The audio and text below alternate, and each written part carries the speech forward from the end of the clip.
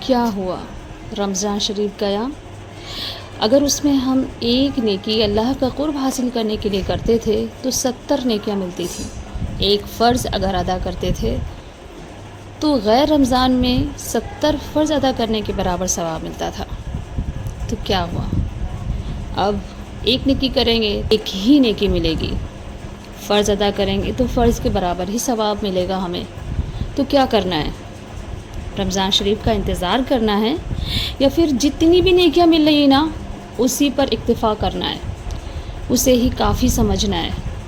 کیا کرنا ہے ہمیں؟ رمضان شریف کا انتظار کریں گے ہم بیٹھ کر، اور شاید بہت سے مسلمان ایسا کر بھی رہے ہیں کہ بس عید کا چاند نظر آیا اور سب چیزیں لپیٹ کر انہوں نے طاق میں رکھ دی، قرآن کو طاق میں سجا دیا، جا نماز کو لپیٹ کر رکھ دیا، مسجدوں کا دروازہ اپنے لیے بند کر لیا، شاید جمعہ ہی حاضری ہوگی۔ تو یہی کرنا ہے ہمیں۔ کیا رمضان شریف ہمیں اسی لیے ملا تھا؟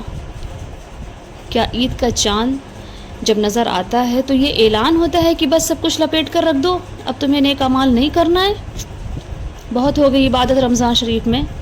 اسی لیے رمضان ملتا ہے ہمیں۔ رمضان شریف تو ایک ہماری ٹریننگ ہوتی ہے، رمضان شریف تو ہمیں ٹرین کرنے کے لیے آتا ہے، ہماری عادت کو سدھارنے کے لیے آتا ہے، ہمیں عبادت کی عادت ڈالنے کے لیے آتا ہے کہ ہم عبادت کرنے والے خوب ہو جائیں۔ 5 وقت کی نماز کے علاوہ ہم نفل کا بھی اہتمام اس میں کرتے ہیں نا، تہجد بھی پڑھتے ہیں، اشراق بھی پڑھتے ہیں، چاشت بھی پڑھتے ہیں، اوابین بھی پڑھتے ہیں، اس کے علاوہ بھی نمازیں پڑھتے ہیں، صلاۃ التوبہ، صلاۃ الشکر، صلاۃ الحاجت، صلاۃ التسبیح، یہ ساری نمازیں خوب ہم پڑھتے ہیں ماشاءاللہ۔ اور پھر جب عید کا چاند نظر آتا ہے تو پھر کیا ہو جاتا ہے ہمیں؟ عید کا چاند تو جب نظر آتا ہے تو وہ ایک اعلان ہوتا ہے کہ دیکھو اب تمہارے اندر تقویٰ آ چکا ہے۔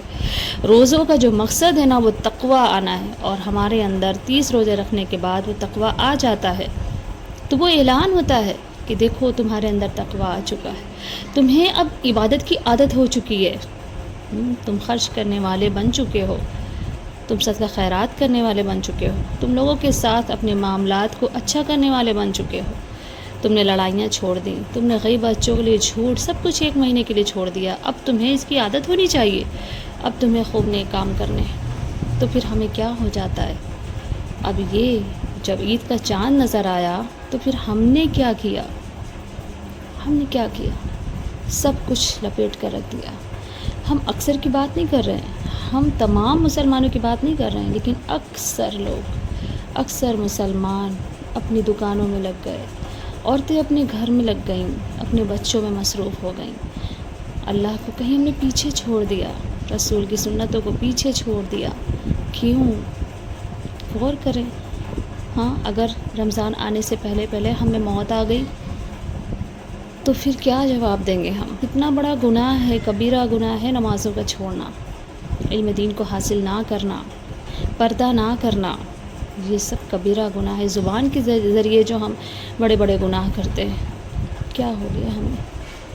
غور کریں۔ موت کی تکلیف نہیں یاد ہے ہمیں؟ کیا ہمیں موت نہیں آنی ہے؟ قبر کا عذاب بھول گئے ہم اسے؟